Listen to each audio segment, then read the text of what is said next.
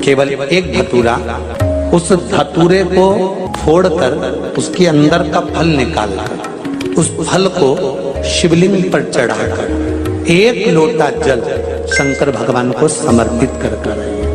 दिन होना चाहिए मंगलवार। कौन सा दिन होना चाहिए? जम के बोलो जरा, मंगलवार का समर्पित करो। उसके बाद में आप विवाह के लिए अगर समर्पित करे हैं तो विवाह में देरी नहीं होगी। व्यवसाय और व्यापार के लिए या नौकरी के लिए समर्पित करे हैं तो उसमें देरी नहीं होगी। माताएं क्यों आती? किस लिए आती? जिस बहन जी ने प्रश्न किया, मैं उनको हाथ जोड़कर निवेदन करूंगा कि मेरी जीजी, जगत में केवल एक माताएं ही ऐसी होती हैं, मेरी बहन ही ऐसी होती हैं, मेरी बहुएं, मेरी बेटियां, मेरी माताएं ही केवल ऐसी होती हैं जो अपने लिए कुछ नहीं मांगती, हमेशा अपने परिवार की खुशी ही मांगती। एक पुरुष और एक स्त्री,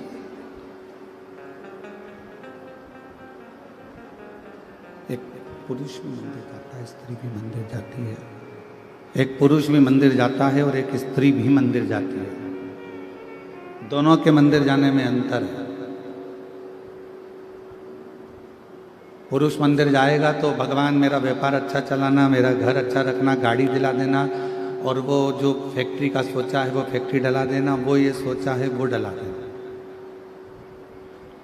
और माँ, एक स्त्री, एक नारी जब मंदिर जाती है, भगवान मेरा बेटा वहाँ रहता है रायपुर में, देख लेना, बहू को संतान नहीं है, बाबा कृपा करना, बेटी है ना वो एग्जाम दे रही है, बाबा मेरा पति बहुत मेहनत करता है, उसको फल ही नहीं मिलता है, बाबा कृपा कर देना, बाबा मेरे ससुर की तबीयत बहुत खराब है और वो देवर है ना वो उसके पाँव बहुत दुखते हैं, बाबा उसने ऐसा करा है, मेरी सास ऐसी करी है।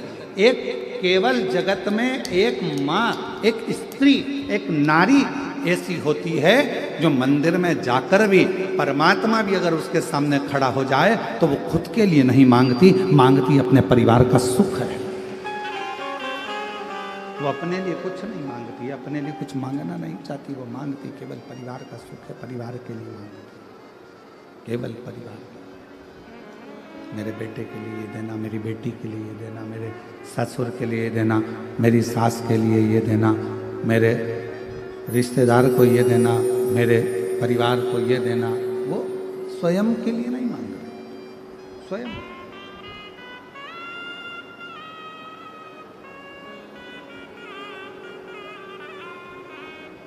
किसके लिए व्रत रखते हो?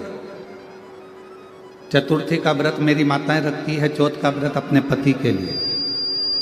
संतान सप्तमी का ये स्पीकर नहीं चल रहा है बाबू, स्वयं आके सुनिए, सारे स्पीकरों को खुदाओ और सुनो। संतान सप्तमी का व्रत माताएं करती हैं अपनी औलाद के लिए, अपनी संतान के लिए।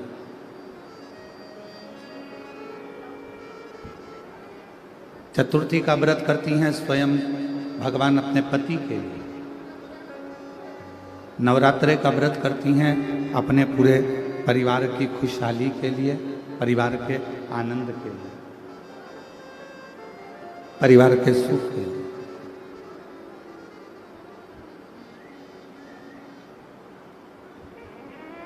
जितने व्रत मेरी माएँ कर रही हैं, जितने व्रत मेरी माताएं धारण कर रही हैं, सब दूसरे के लिए, परिवार के लिए, कुटुंब के लिए, कबीले के लिए, नातों के लिए, रिश्तों के लिए, सब के लिए, स्वयं के लिए कुछ नहीं। और फिर भी मेरे प्रभु, फिर भी मेरे भगवान, फिर भी मेरे शंभु, मेरे त्रिकालदर्शी, मेरे कैलाशी, मेरे अविनाशी, मेरे शंकर, करुणा करने वाले दातार, दयालु मेरे शिव एक ऐसे हैं कि घर की नारी, घर की स्त्री दूसरों के लिए मांग रही है, फिर भी मेरे शंकर उस पर कृपा कर कर उसका कल्याण कर रहे हैं। वो मांग खुद के लिए नहीं रही, वो स्वयं के लिए नहीं मांग रही, और स्वयं के लिए मांग नहीं रही है तो भी भगवान सबसे पहले उसी का कल्याण कर रहे हैं जो दूसरे का सुख मांग रहे हैं। और ये संसार की रीति है। भारत की भूमि पर जन्म लेने वाला एक सनातनी, भारत की भूमि पर जन्म लेने वाला एक सनातनी हमेशा सर्वे भवन्तु सुखी, सबकी कामना करता है कि सब सुखी रहे।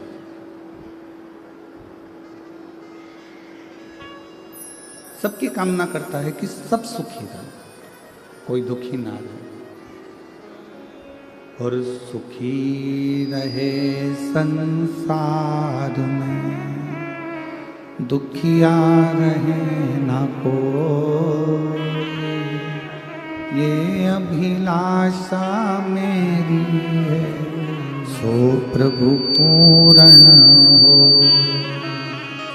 सुखी रहे संसार में, दुखिया रहे ना कोई। हे प्रभु, पूरे संसार सागर में सब सुखी रहे, कोई दुखी ना हो,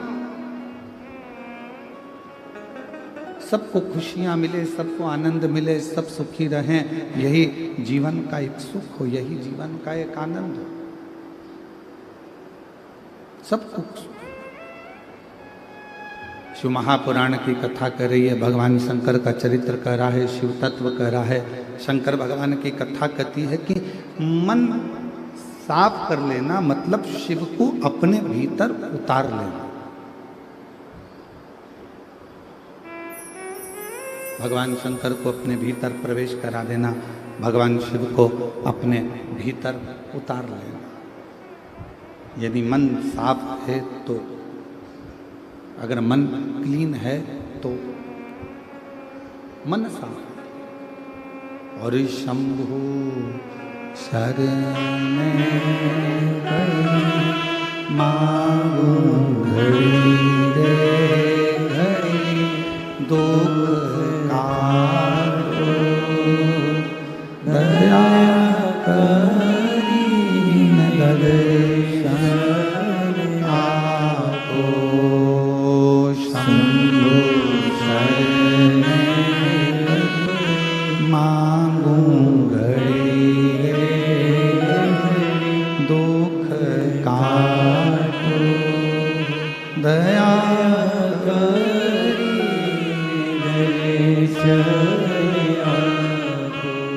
मन का साफ होना और मंदिर का साफ होना दोनों जरूरी है। माता जी ने प्रश्न करा कि आपकी कथा में स्त्रियां ज्यादा जाती हैं, हम उनसे कहेंगे कि नारी मंदिर भी ज्यादा जाती है, नारी व्रत भी ज्यादा करती है, नारी के बराबर दुनिया में कोई तप नहीं कर सकता। तप और आज भी फिर निवेदन करूंगा, आज भी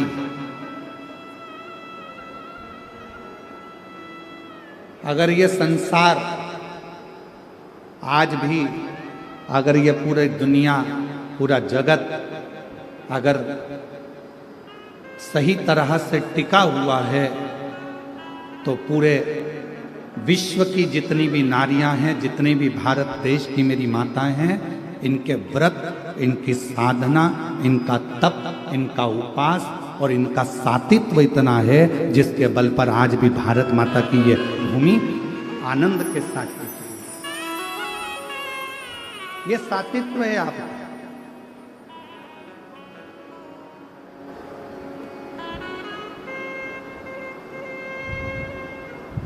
ये आपके घरों का संस्कार है।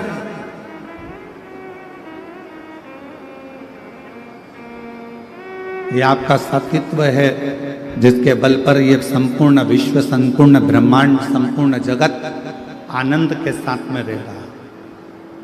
विष्णु पुराण में एक बात लिखी है, हमारा निवेदन रहेगा कभी मिल जाए गीता प्रेस गोरखपुर की विष्णु पुराण तो उसको पढ़िएगा।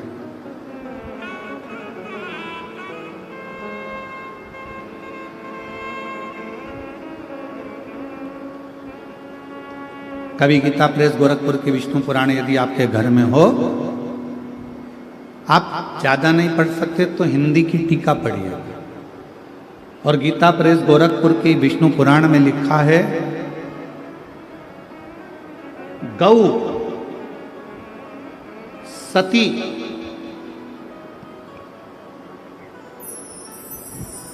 एक गौ माता और एक सती नारी जब तक पृथ्वी पर है तब तक पृथ्वी पर अकाल नहीं पड़ सकता। यह विष्णु महापुराण के अंतर्गत एक गौ माता और दूसरी सती नारी।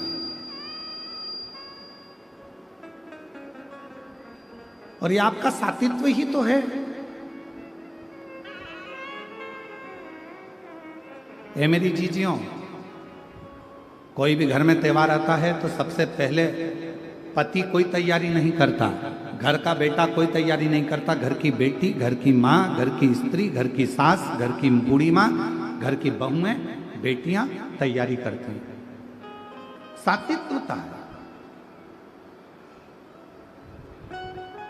विष्णु पुराण कहती है गौ माता और दूसरी सती नारी जब तक पृथ्वी पर है, जब तक गौ माता और सती नारी जब तक पृथ्वी पर है तब तक ये पूरा ब्रह्मांड श्रेष्ठता में चल रहा है और कोई भूखा नहीं रह सकता, कोई भूखा नहीं रह सकता,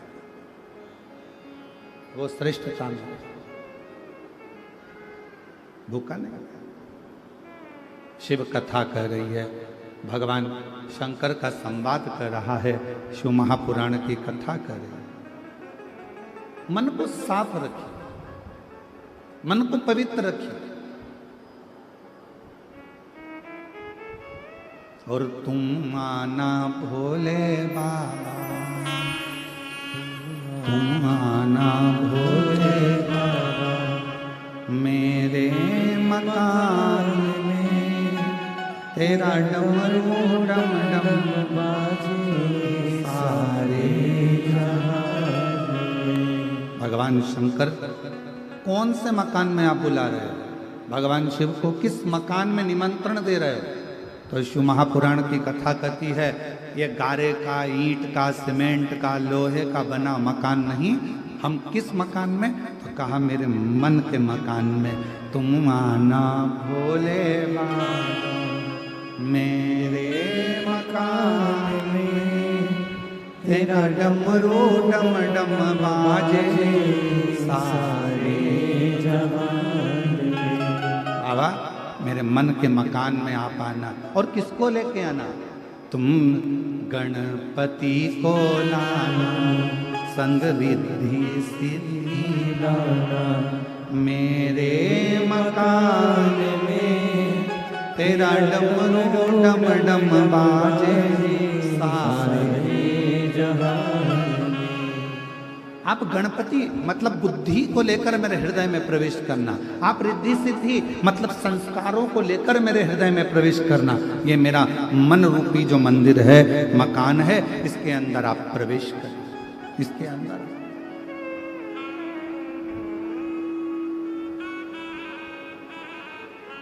मन की पवित्रता में शिव है।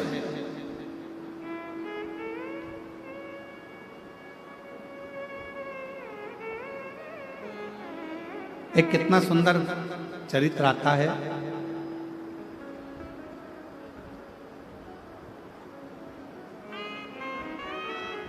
एक विमुषा नाम का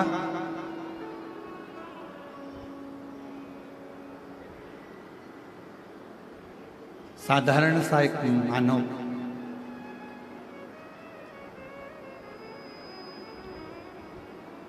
कुछ नहीं जानता था।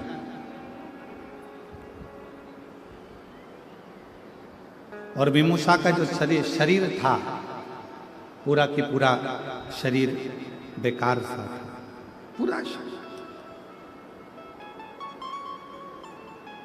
पर विमुषा शिव का बड़ा भगत था। और जितनी मेरी जीजियां बेटी हैं, जीजा बेटे हैं, बेटी बेटियां, माताएं, मेरे भाई बहन जो बेटे हैं, बड़े सावधानी से सुनना इस कथा। विमुषा एक साधारण सा मनुष्य, दिखने में सुंदर नहीं था विमूषा। शरीर का रंग पूरा काला था, नेत्र भी बड़े विकराल लाल लाल भयंकर से थे, दांत बहुत काले से थे, शरीर पूरा बेकार से। जब उसका जन्म हुआ और विमूषा का जन्म हुआ तो उसके माता पिता ने सोचा कि इतना भयंकर बालक पैदा हुआ है, ये रहेगा, लोग क्या कहेंगे, इस बालक को वन में जंगल में उसको छोड़ दिया जाए। और विमूषा को जंगल में छोड़ दिया गया। पर कोई पूर्व जन्म के संस्कार विमूषा के रहे होंगे। हम पहले भी कथा में कहे, कोई पिछले जन्म के अच्छे कर्म मुझे बाबा तेरा साथ मिला, कोई पिछले जन्म के अच्छे कर्म मुझे बाबा तेरा साथ मिला। विमूषा का कोई पिछले जन्म का कोई अच्छा कर्म होगा। शरीर बेकार था, शरीर पूर्ण तरह से आड़ा टेढ़ा बेकार विकलांग सा, शरीर काला सा, नेत्र बड़े, दांत काले टूटे, बड़ा विकराल सा उसका शरीर था। पर विमूषा शिव का बड़ा भक्त, शंकर की बड़ी आराधना करता था।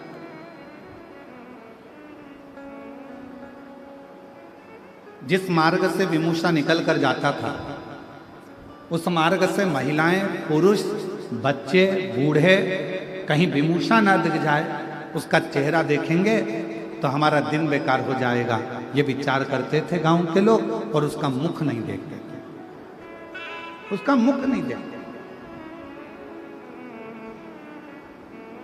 पर आज के जमाने के लोगों को समझाए कौन कि उस भगवान ने जिस जिसको पृथ्वी पर जन्मा है, चाहे वो बेटा हो, चाहे वो बेटी हो, चाहे वो गोरा हो, चाहे वो काला हो, चाहे वो कैसा भी हो, जिस जिसको परमात्मा ने जन्म दिया वो कभी भी बेकार नहीं हो सकता। वो मेरे परमात्मा की भूमि पर रहा है, कैलाश बाबा की, शंकर जी की इस मृत्यु लोक में निवास कर रहा है, तो वो बेकार नहीं हो सकता। ये दुनिया की सोच है कि वो बेकार है।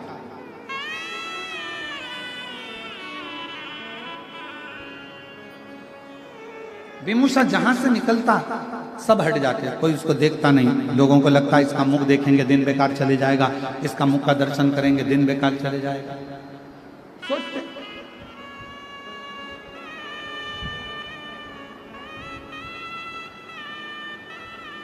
और ऐसा हुआ है। एक नगर में एक राजा रहता था, उसका मालूम पड़ा हमारे नगर में एक व्यक्ति रहता है, बड़ा खोड़ला है, जिसके मुंह का दर्शन कर लो तो सुबह से भोजन नहीं मिलता। राजा ने कहा ऐसा हो ही नहीं सकता। राजा ने उस व्यक्ति को बुलाया, सभा में सवेरे उसका मुंह का दर्शन करा। दिन भर राजा व्यस्त रहा, भोजन नहीं कर पाया, शाम हो गई। राजा से रानी ने कहा कि आज तो तुमने सुबह से खाना तक नहीं खाया, भोजन तक नहीं करा। राजा बोला उस खोड़ले का दर्शन किया था ना, इसलिए मेरे को खाना नहीं मिला, लोग सही कहते हैं। राजा ने उस व्यक्ति को बुलाया और फांसी की सजा दे दी। जैसे ही फांसी की सजा दी वैसे वो हंसने लगा। राजा ने पूछा तुम्हें फांसी की सजा मिली है और तुम हंस रहे हो? राजा ने जैसे ही पूछा तो उस व्यक्ति ने कहा महाराज तुम मुझे फांसी की सजा इसलिए दे रहे हो क्योंकि मेरा सुबह से मुंह देखा तो तुम्हें भोजन नहीं मिला। तुम कहते हो कि मैं खोड़ला हूं, पर सत्य मायने में तो राजा तेरे से बड़ा कोई खोड़ला नहीं होगा कि तेरा सुबह से मुंह देखा तो मुझे आज फांसी की सजा मिल रही है। मुझे आज फांसी की सजा मिल रही है, ये तेरे ऊपर निर्भर करता है, हमारी बुद्धि पर निर्भर करता है, हम किसको क्या कह रहे हैं, हम किसमें क्या देख रहे हैं।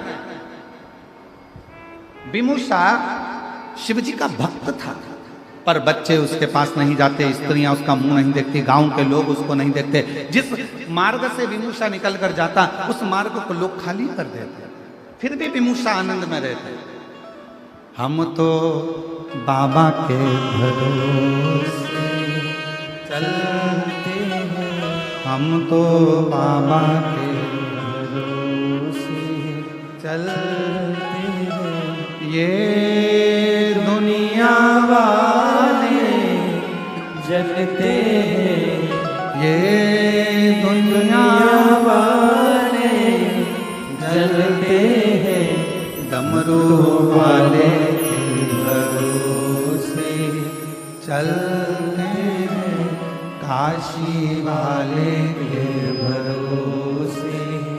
चलते ओ गणदानी के भरोसे चलते। विमूषा जिस मार्ग से निकलता लोग रास्ता छोड़ देते, मुख नहीं देखते, गांव के लोग बड़ा आश्चर्य करते, विमूषा की ओर कोई जाता नहीं। अब जरा विचार करना, इतना गंदा रहने वाला, इतना गंदा दिखने वाला विमूषा शिव जी के मंदिर में सेवा करता, आनंद में उसका शरीर कई जगह से आड़ा टेढ़ा था, फिर भी शंकर की आराधना करता। और एक दिन ऐसा आया कि मेरे देव अधिदेव महादेव प्रसन्न होकर उसके सामने खड़े हो गए। खड़े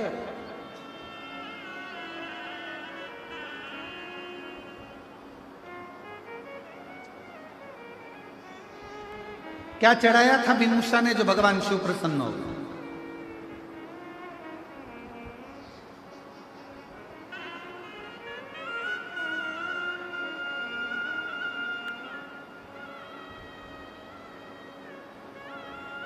अरहर की पत्तियां। क्या चढ़ाया था? जम के बोलो जरा। अरहर की पत्तियां।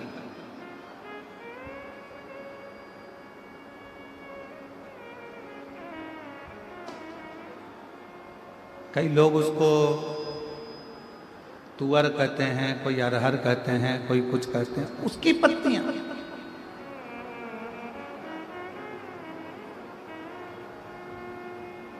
और निवेदन है, कई लोग कथा सुनेंगे तो बैठकर हो सकता है कि कथा में से कुछ ना कुछ छांटें और कहें, अब बताओ गुरुजी ने कह दिया कि अरहर की पत्ती भी शिव जी पे चढ़ती है।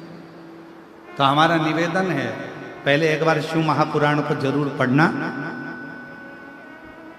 पृष्ठ संख्या गीता प्रेस गोरखपुर की शिव पुराण का 123वें नंबर का पृष्ठ निकालना और उसमें पढ़ना। विदुषा की कथा कि अरहर की पत्ती का कितना महत्व है। कुछ नहीं मिला उसको, विदुषा को कुछ भी प्राप्त नहीं हुआ। अरहर की पत्तियों को तोड़कर भगवान शंकर का श्रृंगार कर रहा है, शिव का श्रृंगार। और कितना भोला है मेरा शंकर। ए मेरी जीजियों, तुम्हारे पास चढ़ाने के लिए बेलपत्र नहीं है, आग का पुष्प नहीं है, धतूरा नहीं है, तुम्हारे पास कनेर का फूल नहीं है, तुम्हारे पास जल नहीं है, तुम्हारे पास कोई वस्तु नहीं है, तो शिव महापुराण की कथा कहती है, मंदिर जाते समय रास्ते में कोई पौधा, कोई पेड़ मिल जाए तो उसकी भी पत्ती तोड़कर तुम शंकर जी को चढ़ाओगे तो भी शिव प्रसन्न हो जाता है, मेरा औघड़दानी प्रसन्न हो जाता है।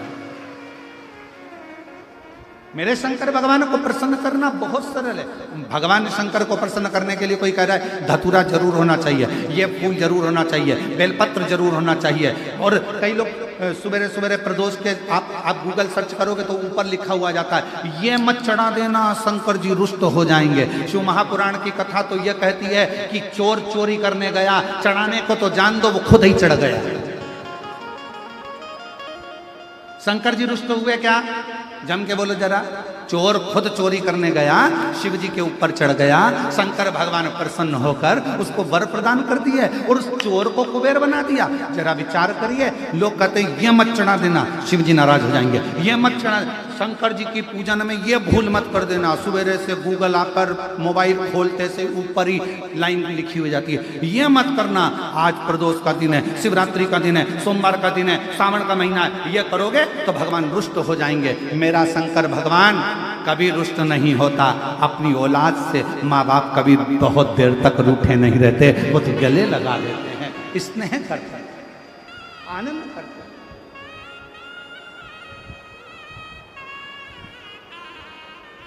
ये दुनिया के लोगों ने तुम्हें डराने के लिए बहुत कुछ कर रखा है, ऐसा करोगे तो ऐसा हो जाएगा, ये मत करना, वो मत करना, शंकर जी की पूजन मत करना तो शिव जी पे चढ़ा जल मत, जी पे बेलपत्र मत चढ़ाना तो ये मत खाना, तो ऐसा मत खाना तो वैसा। ये केवल भ्रम उत्पन्न करा, केवल।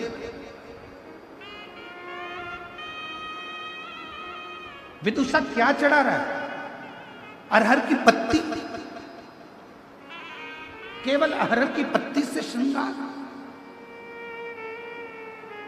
और श्रावण के महीने में आज पवित्र शिव महापुराण की कथा जो बोलबम समिति करा रही है, कथा के अध्यक्ष श्री दया सिंह जी प्रदेश अध्यक्ष इस कथा को जो लाभान्वित करा रहे हैं, इस पवित्र कथा में एक बात कहना चाहेंगे और बड़े सावधानी से सुनिएगा कि आपके पास में शिव जी को चढ़ाने के लिए यदि कुछ भी नहीं है, किसी भी पेड़ की पत्तियां, अब देखो यहाँ पर जो ये दया सिंह जी ने जो ये स्टेज बनाया, इसमें ये पेड़ लगा दिए उनने। दया सिंह जी आपको साधुवाद है जो आपने प्रकृति की सौंदर्यता को जनमानस को प्रसिद्ध किया है। ये जनमानस को प्रेरणा है। जब स्टेज पे पेड़ लग सकता है तो आप भी अपने अपने नगर में पेड़ जरूर लगा, वृक्षारोपण जरूर करिए, ये प्रेरणा दी जा रही है। साधु था आपको बहुत बहुत धन्यवाद। किसी वृक्ष की पत्ती को तोड़ा, शिव जी को समर्पित। अब मंदिर में आपने पत्ती को चढ़ाया, लोग आपसे कहेंगे क्यों हर कैसे वृक्ष की पत्ती चढ़ा दी, तुमने बेलपत्र नहीं चढ़ाया, तुमने ये नहीं चढ़ाया। तो उसको कह देना मेरा पिता है शिव, वो काल अधिपति महाकाल मेरा जगत का पिता है, मेरा पिता है मेरा शंकर, और मेरे शंकर को रिझाने के लिए बहुत दिखावे की नहीं, मेरे काल अधिपति महाकाल को रिझाने के लिए किसी दिखावे की नहीं, मेरे काल अधिपति महाकाल को रिझाने के लिए तो केवल मीठी वाणी से पुकार लो, मेरा महाकाल राजा प्रसन्न होकर वर दे जाकर, वर प्रदान। विदुषा के पास में क्या था? केवल अरहर की पत्ती।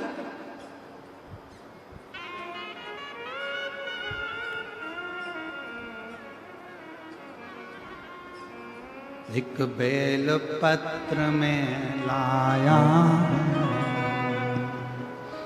चरणों में तेरे अर्पण के लिए, एक बेल पत्र में लाया हो, चरणों में तेरे अर्पण के लिए, बड़ी दूर से चल कर आया हूँ, बड़ी दूर से चल कर आया हूँ, मेरे बाबा तेरे दर्शन के लिए, मेरे भोले तेरे दर्शन के लिए, एक बेल पत्र में लाया हो, एक बेल पत्र में लाया हो,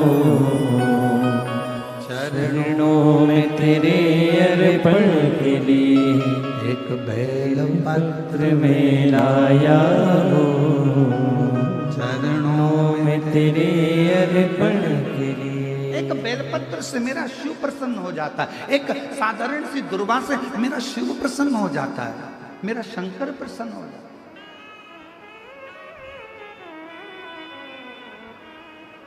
और कितना,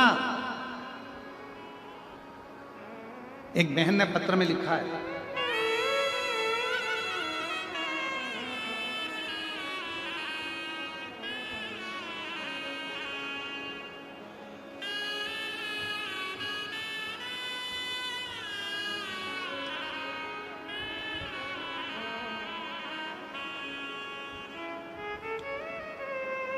मैं नंदनी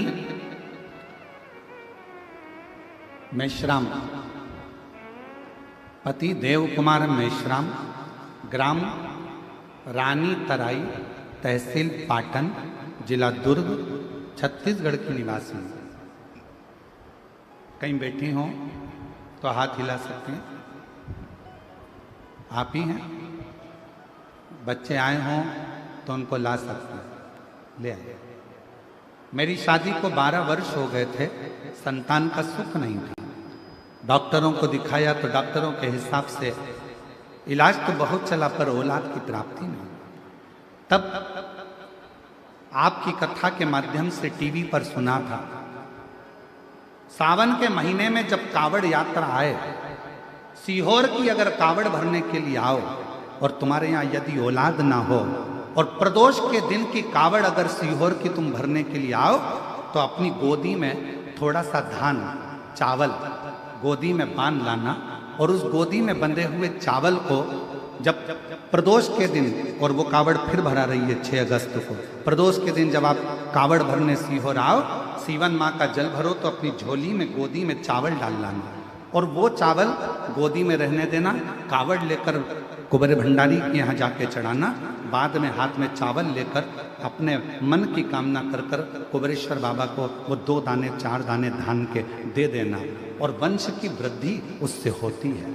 हम फिर कहेंगे, फिर मौका मिल रहा है 6 अगस्त को कावड़ के दिन, प्रदोष के दिन की कावड़ सुबह 9 बजे फिर भराएगी सीवन नदी से, सीहोर से। गुरुदेव, हम नहीं जानते थे कि कावड़ का इतना महत्व होता है। हमने पशुपति व्रत करे, सोमवार का व्रत करा, डॉक्टरों से भी दिखवाया पर कोई योग नहीं सामने आया, सफेद आंकड़े की जड़ का प्रयोग करा, फिर हम बाबा को कावड़ चढ़ाए और धान का गोदी में लेकर प्रयोग करा। गुरुदेव, बाबा की ऐसी कृपा हो गई, मेरी पत्नी ने मुझसे कहा था कि थोड़ा सा चावल लेकर चलना, हम बाबा की कृपा से बाबा को 2 दाने चावल के हमने क्या समर्पित करे, मेरे बाबा ने 15/10/2024 को मेरे घर में 2 पुत्र रत्न की प्राप्ति हो गई। मैं बाबा को यहाँ प्रणाम करने के लिए, एक नहीं, मेरे बाबा ने मुझे 2 दिए। अब अगला पत्र देखिए। मेरा नाम अनीता नेताम, पति अरुण नेताम, शिवपुरी जामुल का निवासी हूँ। गुरुजी, मैं भोलेनाथ जी का क्या वर्णन करूँ। हमारे घर में 12 साल तक, पत्र को आप लोग LED पर पढ़ सकते हैं, 12 साल तक संतान का सुख नहीं था। एक दिन हमारे पड़ोस वाली दीदी ने आपकी कथा के बारे में बताया, तब से मैं आपका शिव कथा सुनना शुरू किया। सफ़ेद आंकड़े की जड़ का प्रयोग करा, 3 बार पशुपति व्रत किया पर भी लाभ नहीं मिला। तब गुरुजी थोड़ा मेरा विश्वास डगमगा गया, फिर भी मैंने भोलेनाथ की चौखट नहीं छोड़ी। गुरुजी, आप कथा में हर बार कहते हो कि भोलेनाथ पर विश्वास हमेशा रखना। गुरुजी, मैं रोज शिवालय जाती हूँ, शिवालय को झाड़ू पोछा और छोटी छोटी उपाय करती हूँ। फिर आपने कहा सावन में कावड़ यात्रा वाला जो उपाय बताया था कि अपने झोली में धान रखकर संतान की कामना कर कर सीहोर की कावड़ भरना, हमने वही किया और बाबा की कृपा से ऐसी बाबा ने कृपा कर दी कि 12 साल के बाद मेरे घर संतान की प्राप्ति हो गई। मैं बाबा को यहाँ प्रणाम करने के लिए आया। ये शिव तत्व है।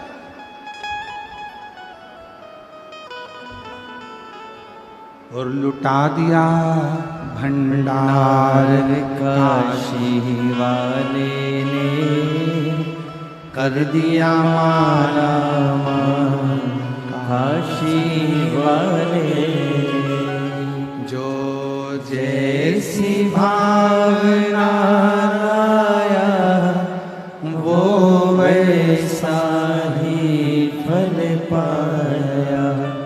जो जैसी भावना लाया वो ऐसा ही फल पाया। नहीं खाली उसे लौटाया वो मन ही मन हर्षाया। और कर दिया माला माल काशी वाले ने, लुटा दिया भंडार काशी वाले ने। लुटा दिया भंडार काशी वाले ने, कर दिया माला माल काशी वाले। जो जिस कामना से आया, झोली पसार कर जिसने उसको नमन कर कर प्रणाम कर कर अपने दिल की बात उस देव अधिदेव महादेव से कह दी, उसने झोली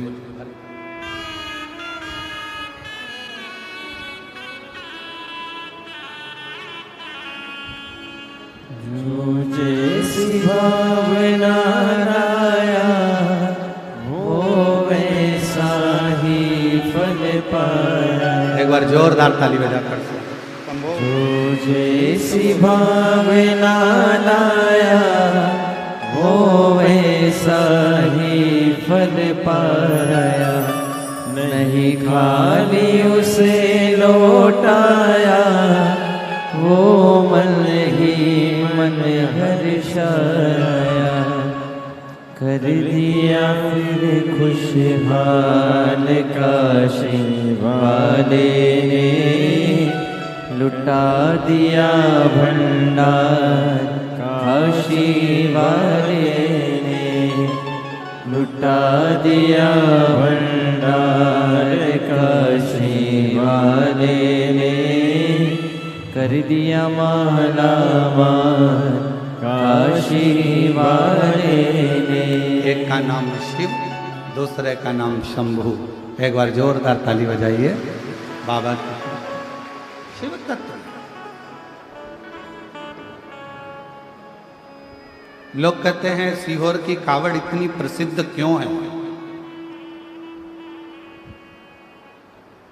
सारी दुनिया में जेंट्स पुरुष लड़के कावड़ लेकर जाते हैं और सीहोर की कावड़ महिलाएं लेकर जाती हैं। क्यों?